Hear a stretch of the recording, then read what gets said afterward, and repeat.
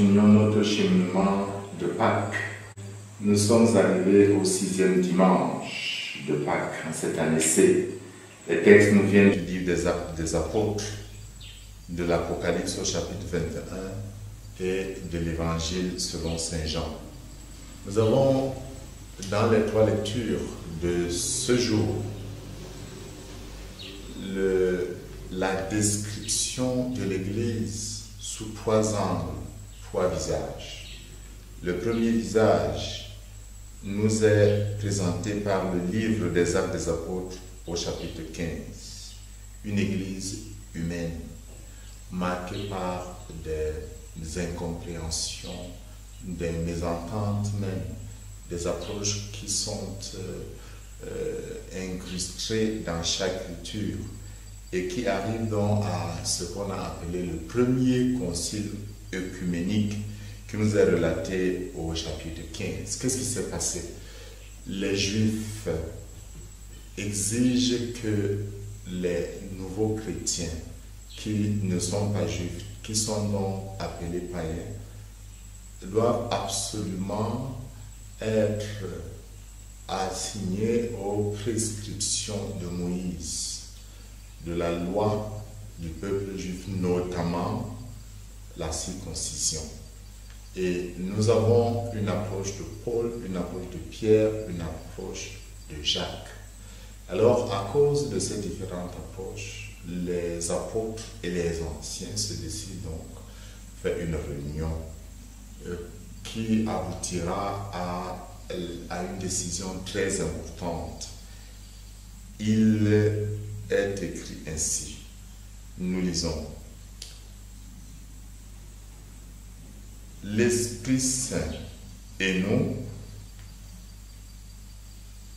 avons décidé de ne pas faire peser sur vous d'autres obligations que celles qui s'imposent. Aux païens ne sera pas imposée la loi de la circoncision. Il reste clair que le salut ne vient que par la foi. Toutefois, à cause de la diversité culturelle, il y a quand même deux prescriptions qui sont demandées aux païens. Un, de ne pas manger la viande sacrifiée aux idoles. Deux, de rejeter les unions illégitimes. On sous-entend qu'il pourrait y avoir de la polygamie. Nous avons ici une grande leçon, l'application pastorale des grands principes. L'Église doit certes garder les défauts de la foi intacte, mais à tout moment, elle doit respecter concrètement le temps de la maturation et du développement singulier et des personnes et des communautés. L'idéal et la réalité quotidienne ne sont pas des alternatives et ne s'opposent pas. Mais si l'équilibre n'est pas toujours facile à atteindre, l'équilibre existe. La vertu, disait Boès, c'est le milieu. Mais l'équilibre dans l'Église ne vient pas d'une décision humaine. Et c'est la seconde image de l'Église qui nous est présentée dans l'Évangile selon Saint Jean, qui nous donne de comprendre que l'Église est fondamentalement trinitaire et est appelée à être image de la sainteté de Dieu. L'Église doit être la demeure de Dieu, l'Église est le temple de Dieu.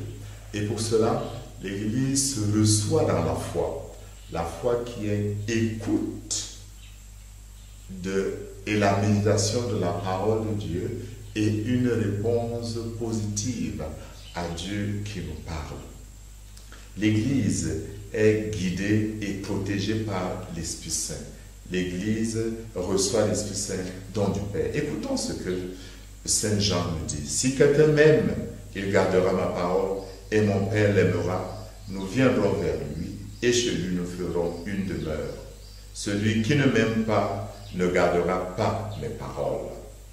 Si quelqu'un m'aime, il gardera ma parole et mon Père l'aimera. Nous viendrons vers lui. Chez lui, nous ferons une demeure. Nous sommes donc demeure de Dieu à la mesure où nous aimons le Christ, nous écoutons la parole et nous la mettons en pratique. C'est la dimension de la foi. L'Église, l'Esprit Saint qui est donc donné à ceux qui obéissent à Dieu, à ceux qui méditent sa parole et la mettent en pratique, conduit l'Église à une maturation.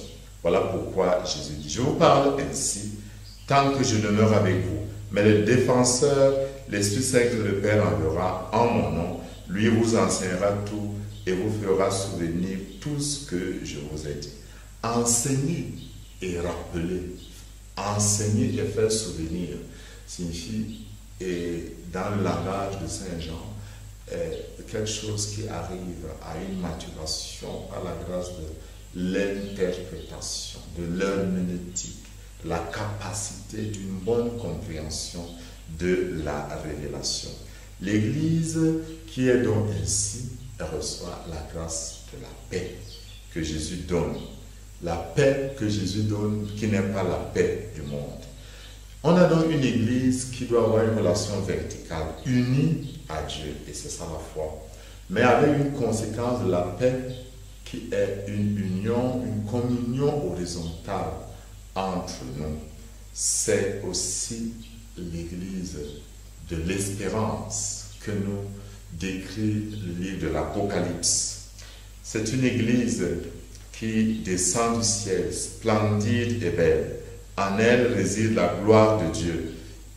Le livre dit que son éclat est celui d'une pierre très précieuse, comme le jaspin de cristallin. Une Église dont le Christ est la lumière et les apôtres la fondation. Je voudrais me permettre de poser quelques petites questions. Est-ce que j'aime mon Église? Est-ce que si je l'aime, je prouve que je l'aime en la construisant, en m'engageant, en payant mon dîner de culte, mais surtout en témoignant par ma manière de faire, de vivre, la beauté de cette Église? Est-ce que je participe vraiment à rendre extérieurement l'Église belle? Elle l'est dans son fondement, mais elle doit aussi l'être extérieurement. Est-ce que je vis de la parole de Dieu? Est-ce que je la médite? Je la lis, je la rumine, je la garde, je la mets en pratique. Est-ce que je suis conscient que Dieu demeure en moi, que je suis le temple de Dieu? En ce séjour, nous cheminons progressivement vers la Pentecôte, que Dieu nous envoie la suite abondante de sa bénédiction. Au nom du Père, du Fils et du Saint-Esprit.